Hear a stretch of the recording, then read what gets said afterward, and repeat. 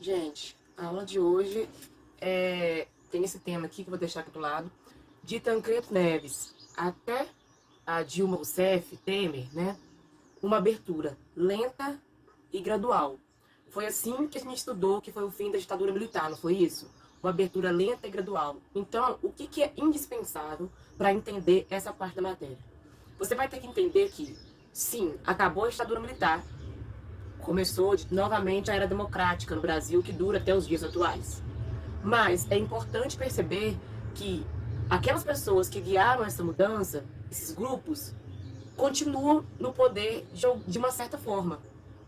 Então, existem mudanças e existem permanências em relação ao ditadura militar. Você tem que entender isso. Segundo ponto que é indispensável você entender. Esse público eleitor que o Brasil tem estava há mais de 20 anos sem votar. É interessante a gente perceber, além de uma simples sucessão de presidentes, que nós vamos ver agora, entender qual é o perfil dessas pessoas que estão votando, como elas votam. Vocês acham que de uma hora para outra o brasileiro conseguiu entender o voto, se encaixar na política? Então, é óbvio que essas mudanças demoram, não é algo que acontece de uma hora para outra. Então, a gente pode dizer que nessa democracia que o Brasil está, que vocês conhecem, ela é uma democracia que vem andando, evoluindo de uma forma, às vezes, até mesmo lenta. Às vezes nós não percebemos de um momento para o outro uma mudança, uma ruptura muito forte. Mas é indispensável entender esse processo, entender as bases as quais foram construídas a cidadania brasileira, principalmente em cima da Constituição, que nós vamos ver também aqui, dentre outros pontos feitos, criados pelos presidentes do Brasil pós-ditadura militar. Então é isso que eu espero que vocês entendam. Entendam como está sendo construída a ditadura, aliás, a ditadura não, a democracia brasileira. Então vamos lá. O primeiro presidente eleito, ainda de forma indireta, ou seja, não foram as pessoas que foram lá e votaram nele, né? Ele é o Tancredo Neves, né? E morre logo em seguida. Então ele não assume a presidência do Brasil. O que gera uma grande comoção na época, as pessoas estavam depositando sua esperança no Tancredo Neves, ainda que ele eleito de forma indireta, né? Mas ele falece e quem assume é o Sarney, o seu vice. Do governo Sarney, a gente pode destacar alguns pontos. Primeiro, um dos mais importantes é a elaboração da Constituição de 1988, a Constituinte. Bem, é a Constituição que rege as leis brasileiras até hoje, né? Outro destaque, então, é uma Constituição democrática, né? Uma Constituição liberal, né? Seguindo o fluxo e os planos do mundo, não só do Brasil, né? Foi no governo Sarney também que foi elaborado o Plano Cruzeiro, que substitui a moeda antiga, que é o cruzado, né? Isso mostra, gente, entra num ponto importante, porque isso é outra coisa que vocês têm que continuar analisando para entender o Brasil, que é a perspectiva econômica, né? Isso mostra que a inflação descontrolada, desde antes da ditadura militar, ainda é uma realidade no Brasil. Então, os presidentes vivem às voltas com a inflação, com os problemas econômicos e o desenvolvimento brasileiro. Os planos de desenvolvimento econômico que nós vamos seguir. Isso só vai ser resolvido no Fernando Henrique Cardoso. Então, são vários planos feitos por esses presidentes com o objetivo de melhorar, aliás, de diminuir principalmente a inflação, né? E o Sarney viveu essa realidade. Por isso, ele faz o plano cruzado. As eleições de 89, que encerraram o governo Sarney, marcaram a disputa entre o Collor e o Lula. Sim, o Lula é um personagem que perpassa todo esse momento dessa era democrática brasileira, né? Até culminar na sua eleição mesmo. Mas ele está sempre participando das eleições. Um sindicalista, né, nordestino, e que vem trazer esse lado da esquerda na disputa política. O que importa nessa eleição, além dessa disputa entre o Collor e Lula, é a primeira vez, depois de mais de 20 anos sem votar, que a população realiza o voto, né? Até os analfabetos puderam votar dessa vez. Então, eu acho que isso é um marco na história política brasileira, porque foi a primeira eleição direta mesmo, né? Então, eu estou deixando aqui do lado também os pontos que eu vou falar sobre o governo do Collor. Porque o Collor acaba ganhando a eleição em 1990. É interessante até ver relatos da época, né? Porque aí a gente percebe quais são os critérios da população para votar. Como que as pessoas votaram? Com qual consciência as pessoas foram votar nessa, né, de tanto tempo que não havia uma eleição direta?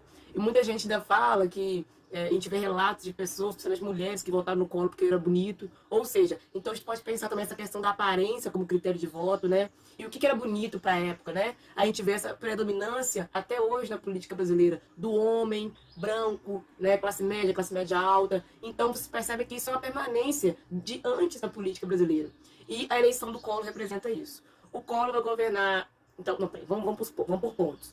Então, foi a primeira eleição direta que o Collor adotou uma postura liberal, né, como a maioria das constituições, aliás, como a maioria dos governos da época estavam tomando, né? Ele tentou também diminuir a inflação. Dentre as medidas mais polêmicas que o Collor fez para tentar regular a economia foi confiscar os depósitos, ou seja, as pessoas que tinham dinheiro depositado na poupança, por exemplo, não puderam pegar o seu dinheiro, foi confiscado. Tudo isso naquela tentativa de regular a economia, né?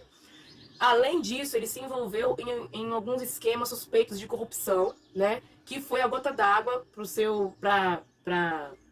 vamos dizer assim, para a imagem ruim do seu governo. E por causa disso, ele acabou sofrendo impeachment. Mas antes ele pediu para sair, né? Como uma estratégia de governo. Então, ele foi o primeiro presidente do Brasil a sofrer o impeachment, né? O impeachment já era um meio que já era previsto nessa Constituição de 1988. Então ele foi o primeiro presidente a sofrer a ser retirado da presidência do Brasil por causa de denúncias de corrupção, depois de vários problemas relacionados principalmente às questões econômicas. Então isso também mostra muito sobre a história política do Brasil. Ele vai sair então em 1992 e quem vai assumir é o Itamar Franco, que vai governar de 92 a 94. Gente, o que é importante você saber do governo do Itamar Franco? O Itamar Franco, primeiro, achei interessante citar que ele consolidou o presidencialismo através de um plebiscito em que a população concorda e aprova sim o sistema presidencialista, né? Mas eu acho que o mais importante do Itamar Franco, o ponto mais importante do governo dele foi a criação do Plano Real. Então, a gente vai falar do Itamar Franco, mas a gente vai acabar citando muito o Fernando Henrique Cardoso, que vai ser o próximo presidente. Mas por quê? Porque nesse governo, gente, além de consolidar o sistema presidencialista, como eu já falei, o ministro da Fazenda, que na época era o Fernando Henrique Cardoso, né, mais conhecido como FHC, criou o Plano Real. E pela primeira vez ele consegue controlar a economia brasileira. Desde a República Liberal, né, vocês lembram? Que o Brasil vive às voltas nessa questão econômica? Então, a inflação no governo Itamar Franco foi controlada. E, obviamente, uma inflação controlada, ela permite uma governança melhor. Ela permite que, além de melhorar muito a imagem do presidente, né, porque a inflação descontrolada, ela principalmente afeta os mais pobres, e isso gera muita revolta, né, da população. Então, foi por isso que o Fernando Henrique Cardoso foi tão importante com esse Plano Real, que ele acabou sendo eleito presidente na próxima eleição. Fernando Henrique Cardoso é aí um nome muito importante para a história política brasileira, né? Ele vai governar por 2 mandatos, de 1995 até o ano de 2002, né? Eu deixei alguns pontos aqui sobre ele também, vamos ver se eu vou conseguir falar de todos eles para vocês entenderem. Primeiro, gente, o Fernando Henrique Cardoso, a gente nota que a inflação é um problema tão sério que depois que ela acaba, quando esse problema acaba, aí começa a aparecer os outros problemas do Brasil, né? Pra gente poder falar deles também. Então, a gente percebe que o governo do Fernando Henrique, ele tem um problema seríssimo. Na verdade, começa a despontar um problema seríssimo. Não despontar, essa não é a palavra, mas começa a tornar mais evidente um problema seríssimo, também ligado aos problemas econômicos brasileiros, que é a desigualdade social. A postura do Fernando Henrique Cardoso de sempre privatizar tudo, né? Ele era um liberal, e não dar tanta importância ao social, começa a se destacar, principalmente no seu segundo mandato. Então, a oposição, principalmente a oposição de esquerda, né, diante de um governo de direita por tanto tempo na política, começa a criticar muito essa falta de atenção do Fernando Henrique Cardoso para a causa social, dizendo que ele governava para a classe média, governava para a elite, enfim. Então, foi alvo de muita oposição essa postura liberal do Fernando Henrique Cardoso. E visse alguns problemas relacionados ao fim do seu mandato, como, por exemplo, aliás, não o fim do seu mandato, mas o mandato como um todo, que esse foco que ele tinha nas privatizações, e sem privatizar tudo, e algumas críticas relacionadas às privatizações, se elas foram bem feitas, se privatizou, se vendeu a um preço justo, e por isso perdeu empresas do Brasil, né? A questão do capital externo também. Ele conseguiu equilibrar as contas. com essa política liberal, mas enfim, essas críticas também foram muito fortes, mas principalmente, acho que os pontos mais fortes contra o Fernando Henrique Cardoso foi a falta de atenção à questão social. E é justamente por isso que vem a próxima eleição elegendo o Lula, o Luiz Inácio Lula da Silva, que tinha justamente pretensões focadas na questão social. Então é uma resposta a esse longo tempo liberal. Vocês entendem isso? Por isso que o Lula foi eleito e governou de 2003 a 2010, por 2 mandatos, né? Bem, o que nós vamos falar do governo do Lula? Coloquei também alguns pontos dele aqui, mas eu acho que o mais bacana é perceber que quem consegue olhar a trajetória do Lula por toda essa era, percebe que nessa eleição que ele foi eleito, ele já estava bem mais tranquilo, não é tranquilo, mas ele não estava adotando mais aquela postura radical de esquerda. E talvez seja por isso até um segredo dele ter sido eleito, inclusive com tanta aceitação assim. Ele se elege, então, abrindo mão daquela postura radical de luta esquerdista de antes, né? Ele se baseia seu governo principalmente nas reformas sociais que prometem retirar o Brasil da miséria, né? Porque era muito comum isso, talvez no mundo de hoje não é tão perceptível, assim, principalmente na nossa região, mas era elevado o número de pessoas que passavam fome no Brasil. Por isso ele vem com vários programas como Fome Zero e o Bolsa Família, né? Então, ele consegue, no governo dele, principalmente nesse primeiro mandato, segundo mandato, ele consegue desenvolver o social e, ao mesmo tempo, também desenvolver a economia brasileira, inclusive zerando a dívida com o FMI. Mas, como sempre, vocês percebem que isso também é uma constante no período brasileiro, nesse período político brasileiro, que são as denúncias de corrupção. Ele enfrenta também denúncias de corrupção no seu governo, escândalo conhecido como mensalão da época, né? Não sei se vocês já viram falar aí. E com esse escândalo ele prende pessoas do PT. Mas o Lula, a oposição ainda não consegue manchar totalmente a imagem do Lula e do PT também. Pois ele vai eleger a Dilma Rousseff ainda, que é uma candidata, a primeira mulher eleita no Brasil. E isso é um fato muito importante também para a política brasileira.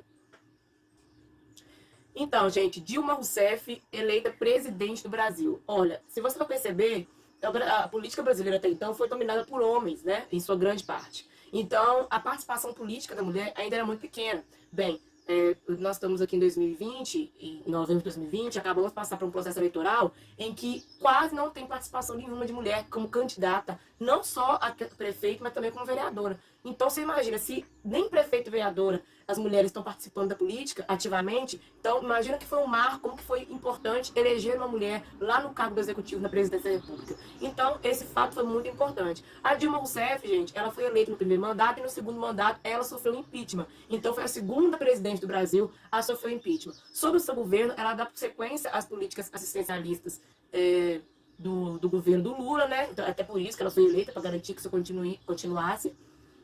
Mas, durante o seu governo, ela também sofreu forte oposição, principalmente no segundo mandato. A oposição no Congresso foi muito forte, a oposição nas ruas também, classes populares seguidas de denúncias de corrupção no Congresso, enfim.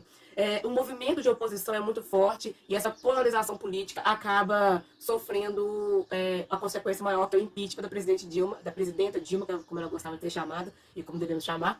E esse impeachment vai marcar a entrada do Michel Temer, o vice dela, e Michel Temer vai governar também, mas ele já governa, o governo dele já é um governo assim, em que as pessoas já estão ansiosas e pensando em qual vai ser o futuro do Brasil depois dessa era do PT, né?